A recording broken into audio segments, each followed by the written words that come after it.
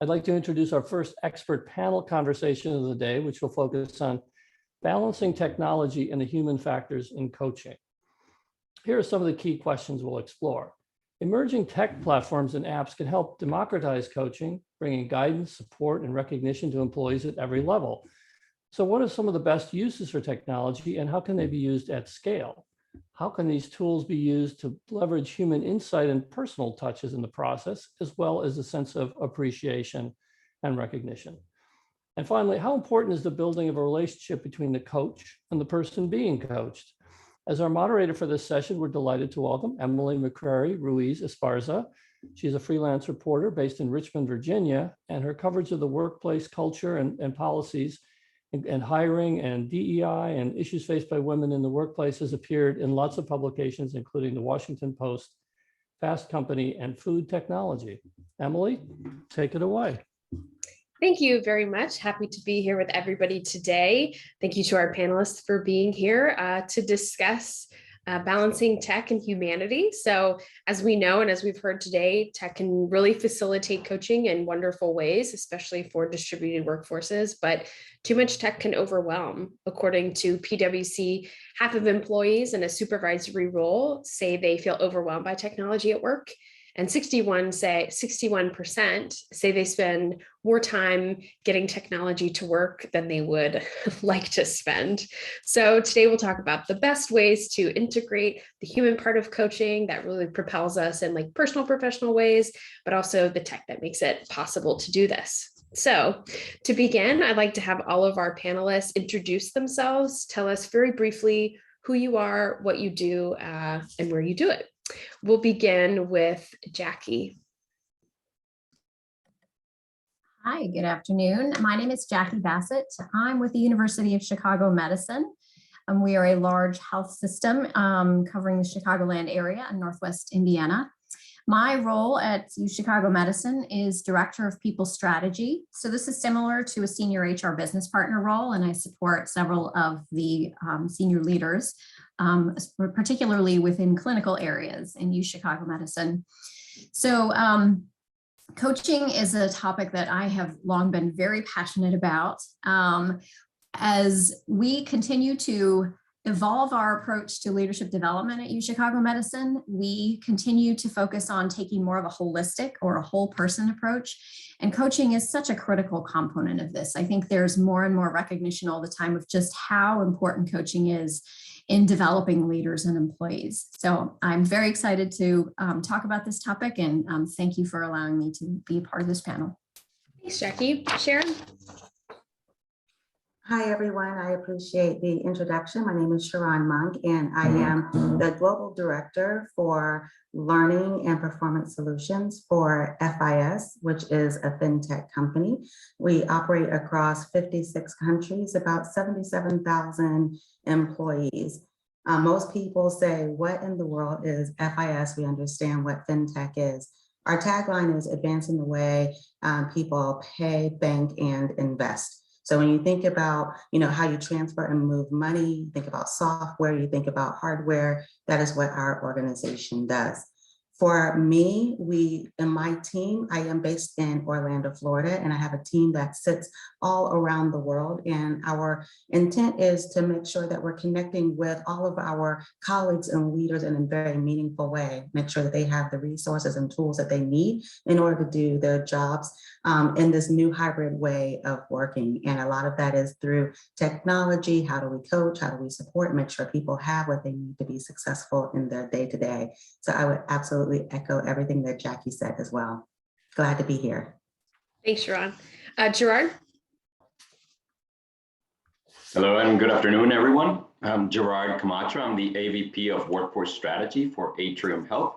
We're a healthcare system of about 70,000 teammates based in North Carolina. We serve North Carolina, South Carolina, and Georgia. And basically what we do is that we're in charge of all the workforce strategy and planning for the system. Outside in and inside up, the job architecture and everything else that has to do with clinical placements and how do we bring people into the organization. Pleasure to be here. North Carolina is my home state, so go Tar Heels. Christine. Hi, everyone. My name is Christine Ayuzawa. I am Director of People Operations, and I'm here with Attuned.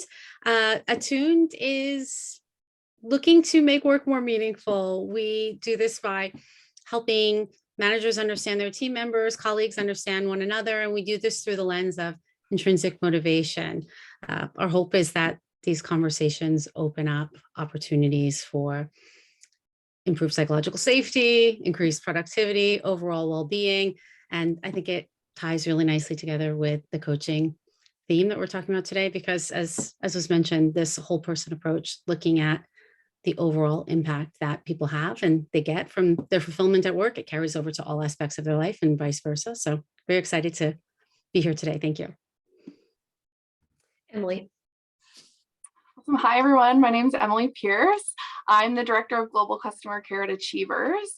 And at Achievers, we are changing the way the world works. So we are an employee engagement organization, and we use the science behind behavior change to really use our tools of recognition, employee connections, and listen. And we do that to help you activate, company values and capture your employee voice, and ultimately just create an environment in which people can do the best work. And so I've also recently completed my Master's of Arts in Leadership from Royal Roads University. And so I'm a co-chair of our Achievers mentorship program, really passionate about exploring learning partnerships from a practitioner scholar lens and how we can support those, especially those new to the corporate world, in career development. Thank you, Emily, and congratulations on your newly minted degree. All right, let's hit it. So let's talk about incorporating coaching into regular business operations, which I'm sure all of you are working on. Is this possible? If so, how? What's the relationship or what's the balance between coaching that is very pointed and maybe session driven and coaching type relationships that naturally propel an organization forward? Gerard, I'd like to start with you here. How do we balance that? Absolutely. So for us at Atrium Health, what we're trying to do is that we're trying to very aggressively go to a zero time to fill for all those critical job roles that are, healthcare is in a very unique position right now where we are lacking a lot of talent in a lot of positions. So we're taking this opportunity to go into non-traditional areas to get individuals to come into the organization, and we use coaching in two forms. One is getting individuals exposed to healthcare careers, especially those in underserved communities, and then providing them with the wraparound services and the education and the training and the certification via partnerships with the community colleges and the non-traditional individuals. And that brings in the career coaching, which is going to be a session that goes for a 2-year period of time. It's a one-on-one coaching that helps the individual come into the organization, figure out their destiny in terms of their workforce planning and where they want to go. How do they navigate this new environment? How do they go and book classes and make sure that they're having the leadership support and they talk to their leaders? And it's a triad in terms of how the coach works with the hiring leader and the individual to make sure that they're placed, that they're successful, and that they continue to grow and develop in the organization. The second one is going to be that one-time coaching session for individuals that are already in the system that just want to continue to explore their careers, right? And like in our conversation a few minutes ago, just because you have a promotion, just because you have attained a new position or gain an increase in salary doesn't mean that the individual self-realization, whenever that Maslow hierarchy of needs is met, that self-realization piece is still, active. And that serves those career coaching sessions, which help individuals in the organization that are stable plan their future at Atrium Health. They go and have a 3 one-hour session career coaching, to map out their career plans for the next 5 years. And they come out with, their motivational skills, occupational interests, and then from there, a plan on how they're going to get there, right? And also with a network of who do they need to talk, what do they need to do to shadow or to gain those, experiences. So for us, those are the two types of coaching. The one that brings individuals into the organization and helps them navigate, and they need, that one-on-one career coaching to make sure that whenever we're bringing individuals from non-traditional pathways are successful in the organization, that they're retained, that they're successful, that they are acclimated into our culture, all that 2-year process so that they continue to grow. And then the other one is for that self-realization piece for the teammate that is already there. Thank you. Christy, I'm curious to see how Attuned would approach this philosophy because you're so focused on intrinsic motivation. So it's such a personal way of looking at an employee. How do you think about combining formal coaching with natural, solid relationship building? Yes, thank you. I think I was going to say two-pronged approach as well, but maybe it's slightly different prongs there. One is the formal coaching programs where it's really set out to be a coaching relationship. And then I think the other direction that this can potentially go is building coaching skills into leadership development programs or even in broader programs across the company, because coaching skills tend to overlap with a lot of general communications best practices, sales best practices, emotional intelligence, competency building, and all of these different things that can really help people to elevate their relationships internally, their performance, their relationships with their customers as well. And so one of the ways that we try to look at that within Attuned is saying, okay, well, how can we initiate those conversations? And that's where looking at the intrinsic motivators can be, excuse me, a really powerful starting point. Excuse me. It gives a shared vocabulary and I think some context for self-awareness or understanding, and then being able to frame your perspective in comparison with maybe the person that you're working with to kind of help cultivate a little bit of empathy or perspective taking for them as well, which is great practice for broader business applications as well. I like to talk about maybe coaching experiences for organizations getting started, or maybe just reimagining what these might look like. Sharon, I'd like to know from you, what kind of expectations should be set in terms of what employers can expect to get out of a coaching experience? And I think that's a really great question. I think that as an employer, you have to take the time to really say, what are the outcomes that we're trying to drive? Because coaching is not a one size fits all, and it's not, fixing all things and all people, right? Just send them off to coaching school and they'll come out on the other side, doing and being everything that we need them to be. Being really pointed and saying, this is what we're looking for when we think about coaching as an enabler, right? And what is the behavior, and being really clear as to what that looks like, when you overlay that on your values and what you're trying to build within the organization, how you build relationships, how we get work done, and how we interact with each other. Sorry.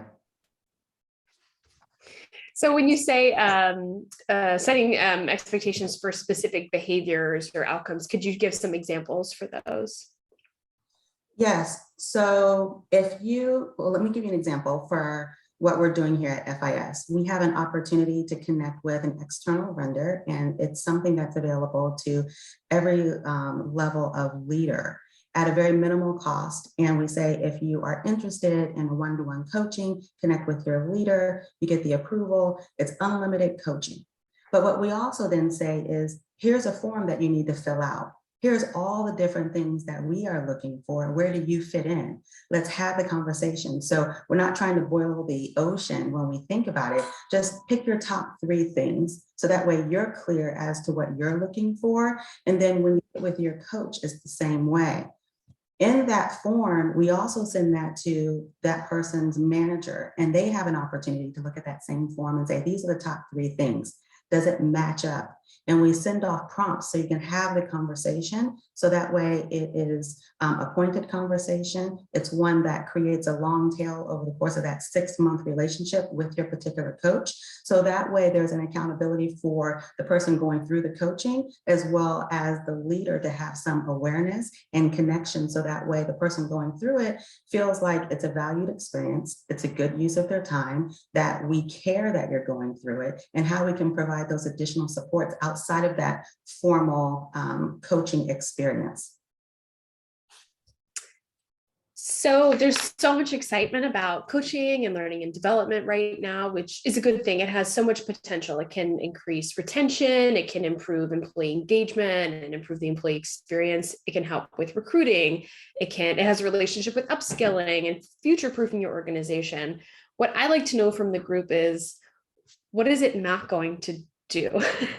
How do we set realistic expectations for, we're going to make an investment in a coaching program or a coaching technology, or we're going to contract with a third party to bring coaches in. Are we expecting too much from this discipline?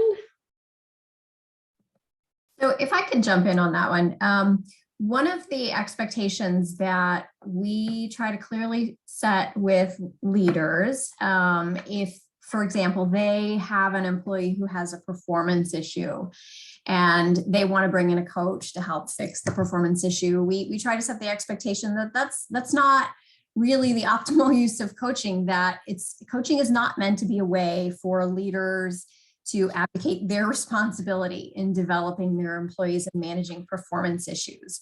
But on the other hand, we will encourage leaders as they're working through a development plan with their employees that perhaps coaching could be one component of that development plan, and that can open the door to then, a couple of the panelists talked about that triad relationship between the coach, the supervisor, and the employee. So I think that's one expectation that we try to set with leaders within our organization, that it's not so much about fixing performance issues. It's not about taking the place of the supervisor's responsibility in developing their employees.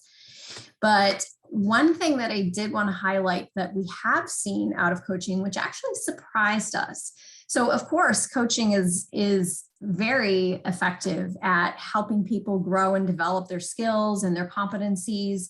We expected to see that, but one of the benefits that we've seen from the people who are participating in our leadership development programs that utilize coaching, particularly our group coaching approach, is that these participants have reported feeling more engaged, more valued by the organization, and more connected to their coaches and to their peers. I think that we've seen that coaching is really great at creating that safe space for people to be more vulnerable, to share their fears, their hopes, and especially in a group coaching format, to really get support from their peers as well. And especially these last few years with leaders dealing with such unprecedented levels of challenge on the organization, it's really been a great way for them to feel connected and to feel like, yes, things are hard, but we're all in this together. Emily, what would you add to that in terms of what is coaching not going to do for an organization? Well, just hearing Jackie speak about all that it has done is so interesting, because it aligns so much with what we've talked about at Achievers, which is this concept of belonging.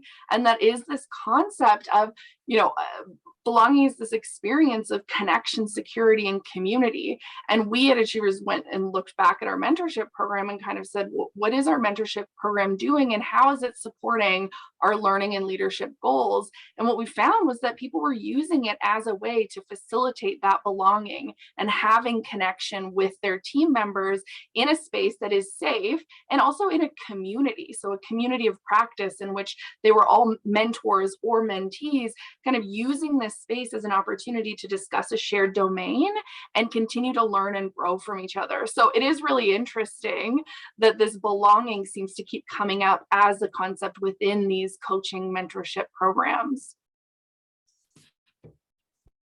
Before we move on, I want to know from anyone in the group, Sharon mentioned documenting specific things that people would like to get out of the experience. Is anybody else using different means or something similar to set documented expectations from coaching relationships, or like rubrics or periodic evaluations or surveys or anything like that?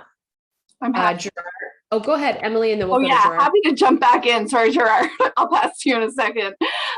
We are. So we've got three kind of ways that we assess expectations in our partnerships. And we think a partner agreement is a really great way to start off the dialogue of that relationship. So we're not saying, you know, this is the outcome, this is what you're going to get, but it's more outlining what are your basic rules of engagement in that partnership and your shared values. So for example, if respect is a shared value, how does that show up in your partnership? Is that being on time to meetings? Is that doing the pre-work that you're saying that you're going to do? So it's more about setting expectations by starting that dialogue and also creating that safe space, because it is not easy to say, these are my expectations of you and what are your expectations of me. So it's just using something as a way to start that relationship and create a safe space.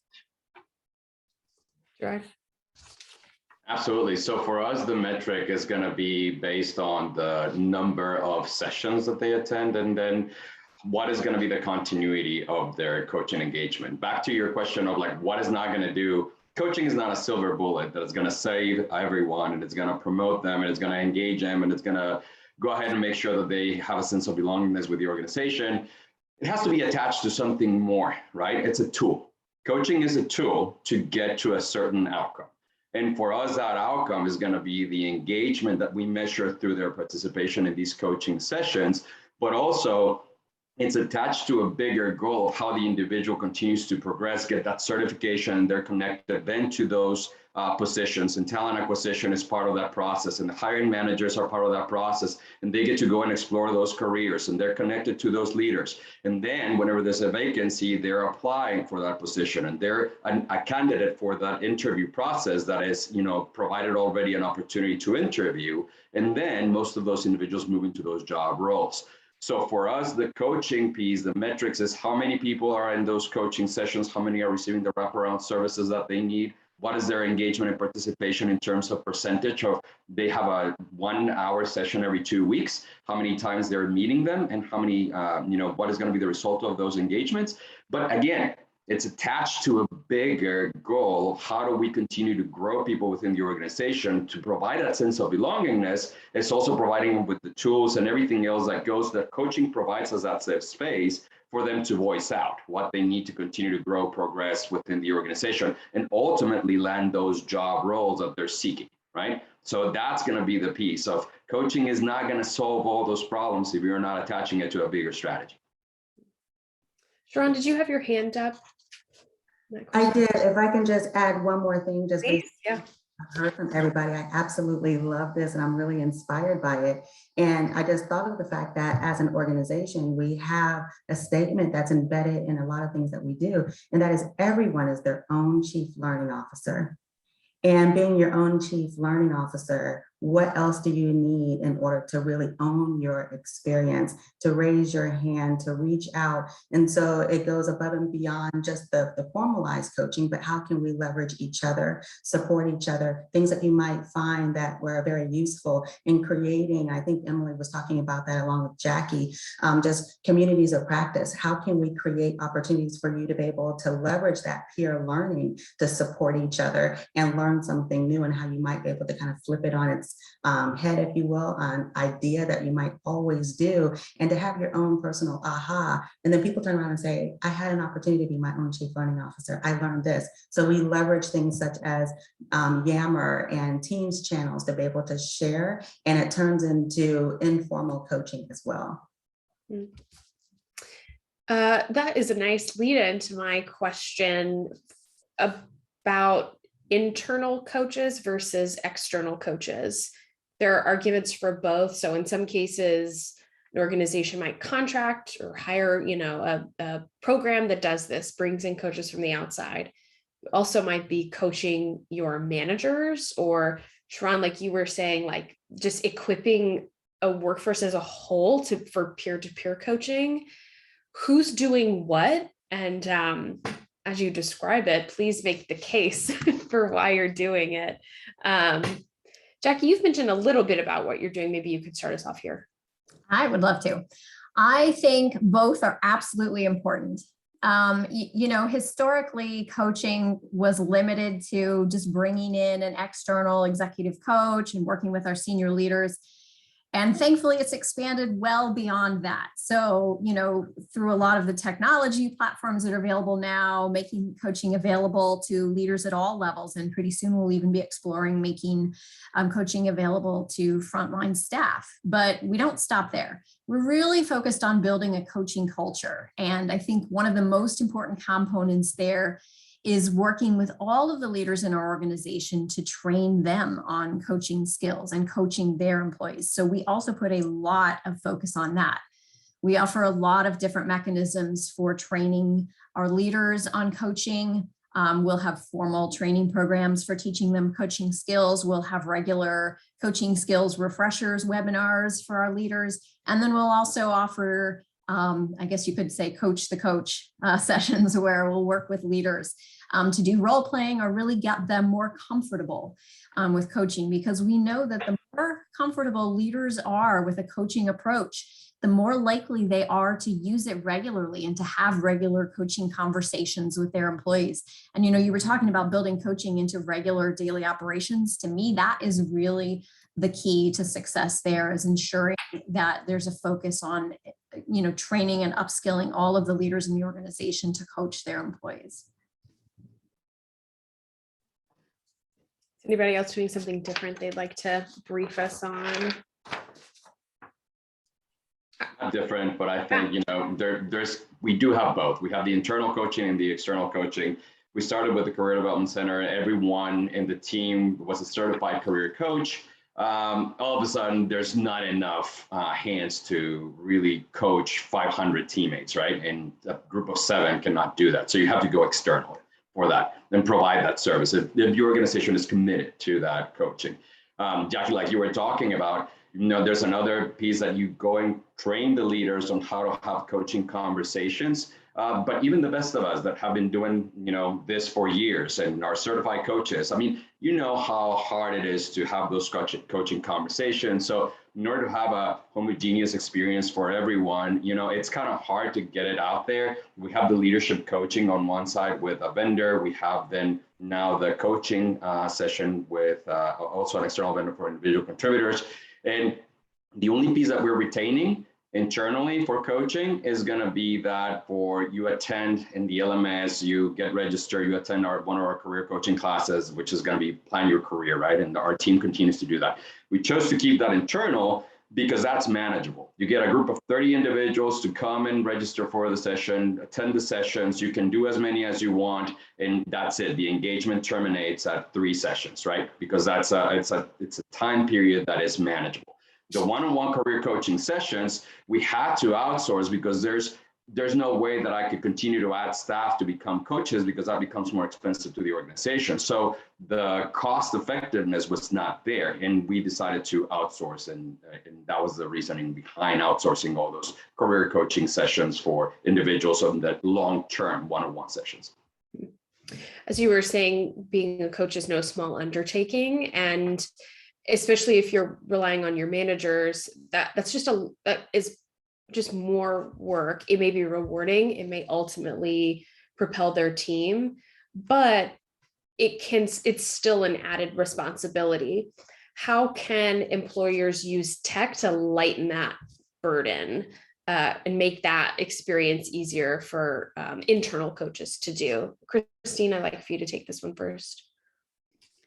Sure. I think tech can provide the framework and the structure. There's a lot of preparation work that can go into building out a coaching session or a coaching program. And depending on the skill level, the experience of the person who's taking on that leadership, it can be quite a lot. And so the tech can be really valuable in terms of just managing the administration of it, making sure things are scheduled, like giving you notifications or nudges to remind you about certain follow-ups, or even automating things so that surveys go out to people or agendas are set automatically before meetings and these kinds of things.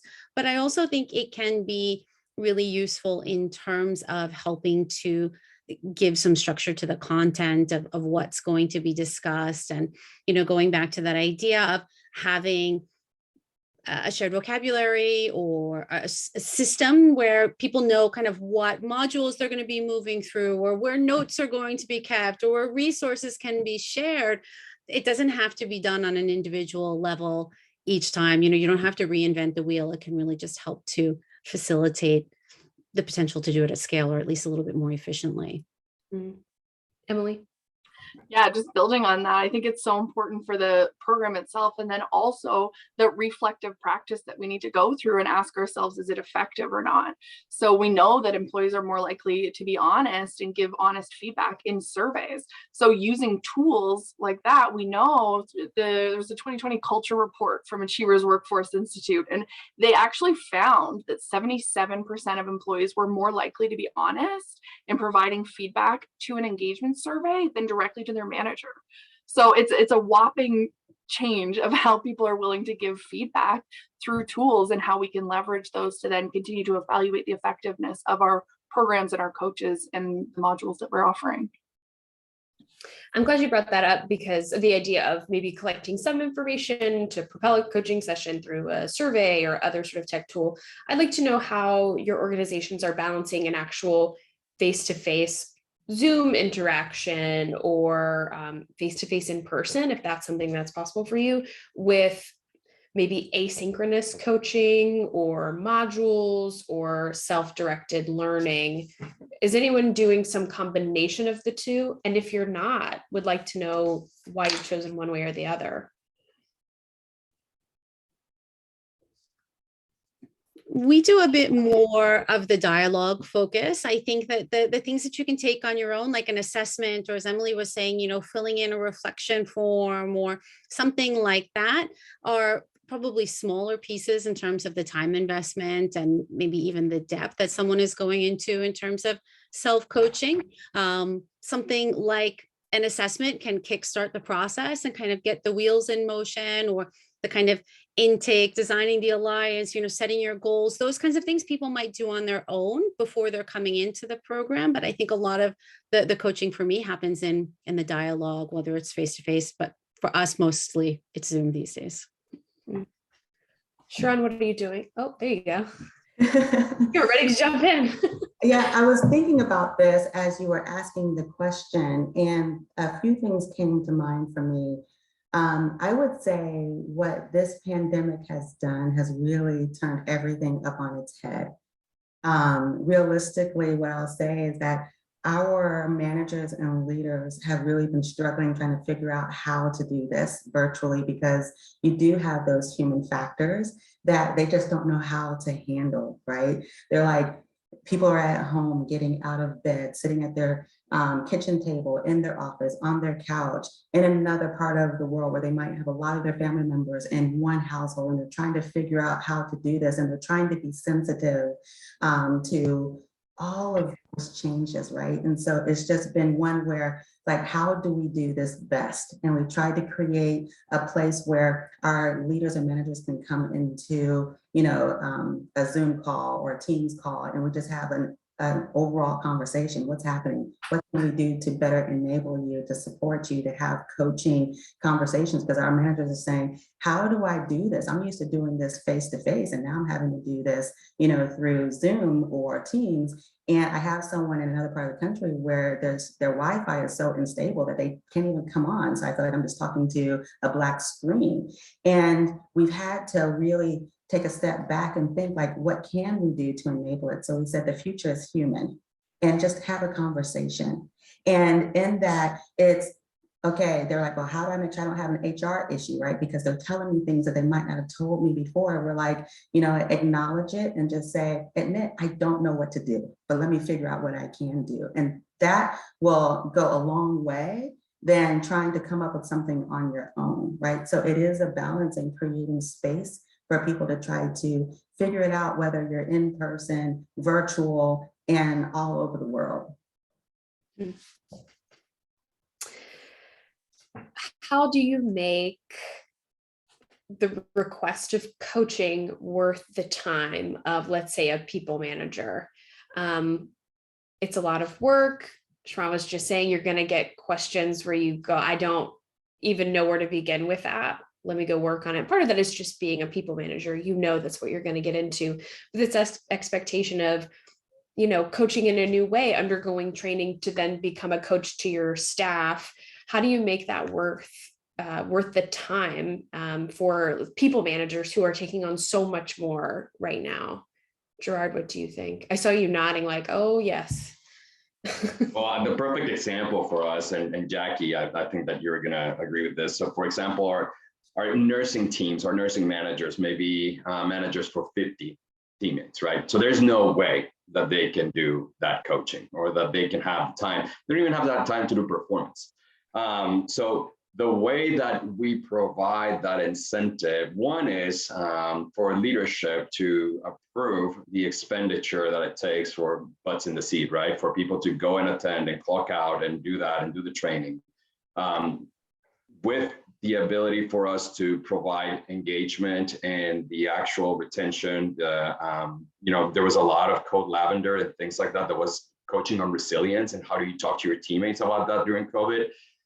It was about endurance, it's about performance and sense of belonging. So there was micro learnings that we provided to leaders.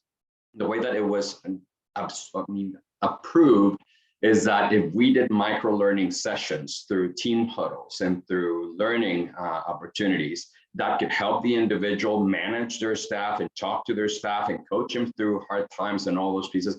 That's whenever we found value into providing tools of coaching for leadership management that then they could use with their own teammates, right? In terms of the career coaching and all the performance and all that kind of stuff, that's completely separate, and that's what we outsource, and that's what we provide as a workforce development team. So those are two different components, but yes, the ability to create an incentive for people and for leaders to attend is to give them the tools that they need the most and to make the time worth. And perhaps the solution is to do micro learnings or to take time during already existing huddles and things like that that are there to provide those sessions and not make them do something extra.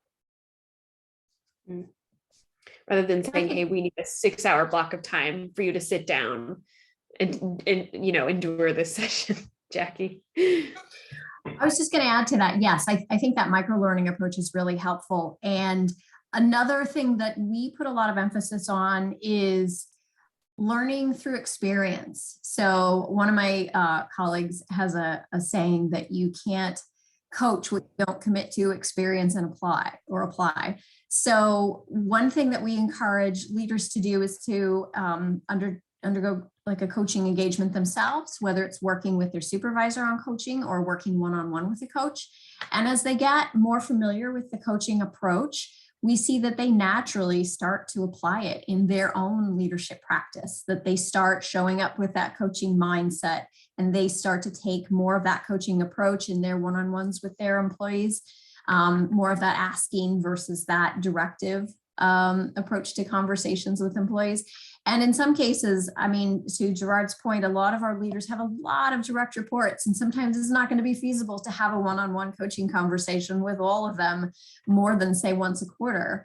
But even when, leaders are rounding, maybe it's a 5-minute conversation with an employee, but even then, just showing up with that coaching mindset and taking more of a coaching approach in their interactions with employees, we start to see more and more of that happening regularly in their leadership practice. And I think that makes the whole time commitment feel a lot more manageable to leaders, realizing that it doesn't necessarily need to look like a formal scheduled 30-minute one-on-one with each employee. There are many ways to apply coaching in their leadership practice. I wonder if I'm splitting hairs here, but this is why I would like to know 3 words: coaching, sponsorship, mentorship.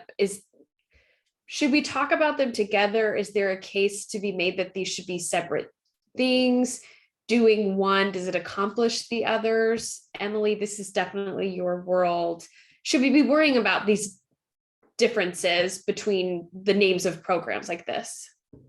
It's a great question. I feel like there's so much research that can still get done on this. I think where I stand on it is sponsorship is going to be organic. You can't force someone to sponsor and be an advocate for someone else. So I sort of take sponsorship to a different side of the equation.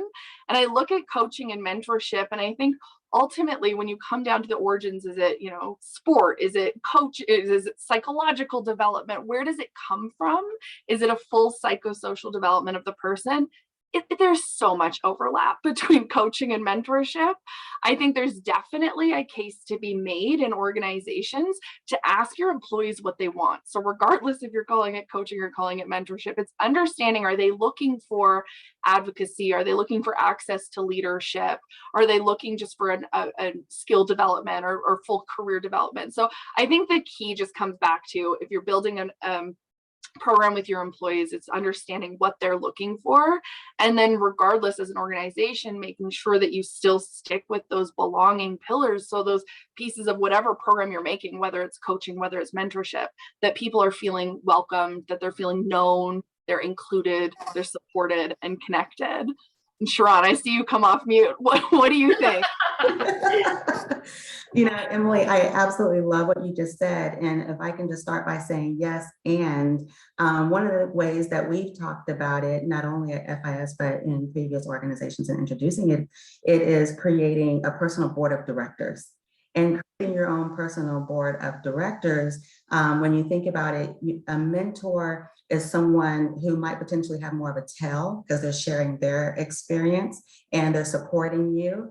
A coach is really drawing out what you may already know. And so that way you can come to your own conclusion.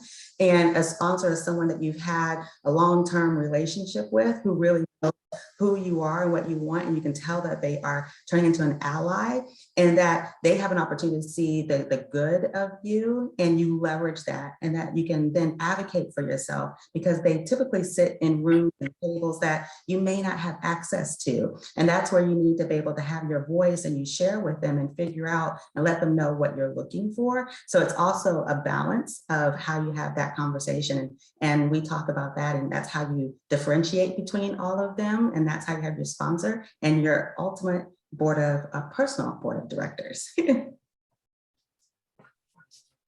We don't have a lot of time left, but I would like to throw one or two more questions your way. It would be an easy question to ask of, how do we, use coaching for recruitment? But that's obvious. Sorry, you don't get to answer the easy question. Job seekers want this. This is a major talent attractor, so you don't get the easy question. The difficult question is, can you actually start the coaching process in the interview process, in the recruiting process? And if so, how? Is it worth it? What will you get out of it? Can I jump in? Attuned is an intrinsic motivation assessment, and we incorporated it into the interview process.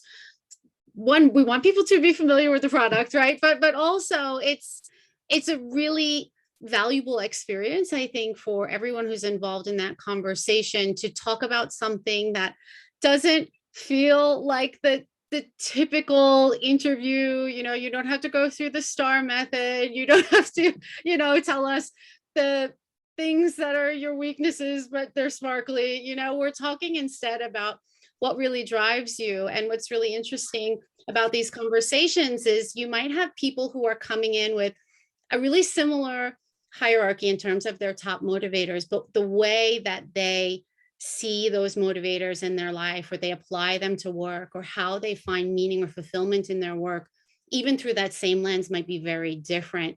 And it's a really great opportunity to begin that conversation of saying, like, oh, maybe you and I are coming at something from very different perspectives, but where are the places where we potentially meet in the middle? How might this benefit us? What are some of the blind spots or challenges that we might want to overcome? And to begin those conversations really early on, I think opens up a more genuine dialogue and gives people a sense of what it might be like to work with each other in a deeper, sometimes less performative way than you might typically get in an interview. So that skill set of asking powerful questions, going back to what we were talking about all the way at the beginning, I think carries across into all the different areas where you're working. So it's another, I think, vote for training managers and leaders and people in interview processes in leveling a little bit deeper when it comes to their listening skills and asking more open questions so that they're seeking to understand instead of to respond.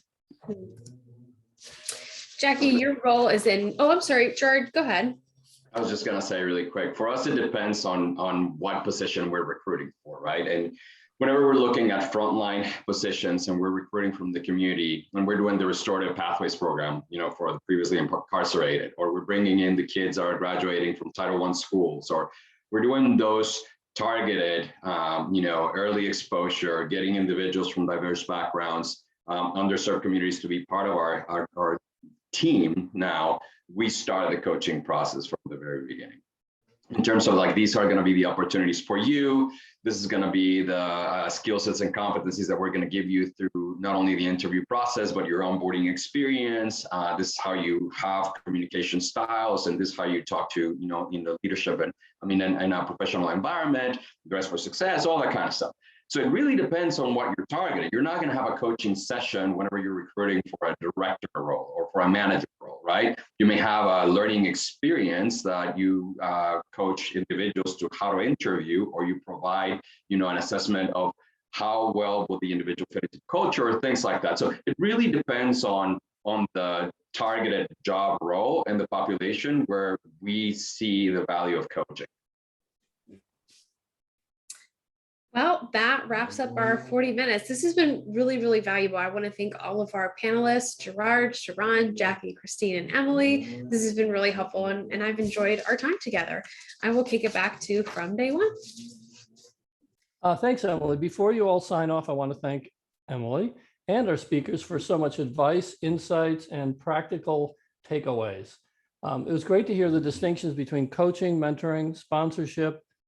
There's recognition too, all very important, but there's really important nuances. So thank you all very much, and we hope to see you in a future conference.